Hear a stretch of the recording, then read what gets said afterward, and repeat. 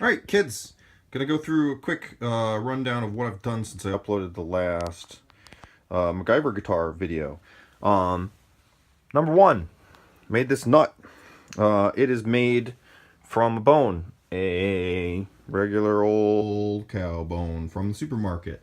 Number two, I put in these inlays, these fret inlays. I made them with this here Forstner bit. Actually, I made them with a different Forstner bit. I'm lying. But a Forstner bit, and I filled it with 2-part plumber's epoxy. I've also got this just regular old, I think this is a ceiling tie wire, which I plan on doing the frets with, so we'll see how that goes.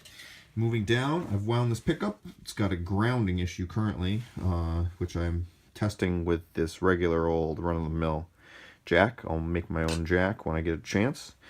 I've got this copper plate, which is not doing anything. Carved this F-hole with my handy-dandy flail carving knives, which are a pretty cool little thing.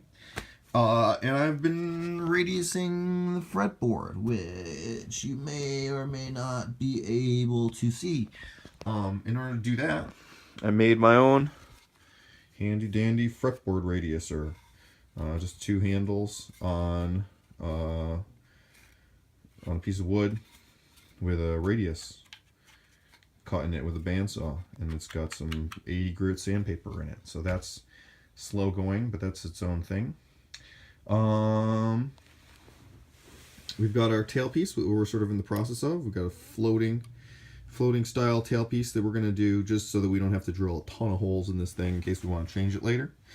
So we've got a floating style tailpiece with a hinge, which is something that I've seen a lot of people do on cigar box guitars. I think ultimately, this is a banjo I made, a bass banjo ukulele. We're going to go with something probably like this, where there's screws and it's just floating. So you can adjust the intonation by moving it side to side and or up and down using the screws, and it's just going to hang off the edge with that hinge. So this is the plan for the tailpiece. Still don't really have a good plan for the headstock, which is annoying. But that's that. Oh, and one last thing. We tried, by we I mean I, there's no one else working with me on this thing. We tried to come up with a potentiometer rig. And this is what I have, and what I need to do is I need to buy a multimeter.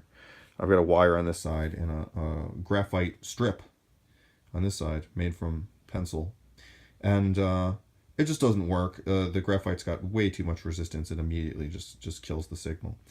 So we might try and make another potentiometer, or we might just give up at some point, because we've got to get strings on, frets on, and we've got to make it work first before any sort of fancy electronics goes into it. So that's where I am right now. It is Thursday, sometime in early June.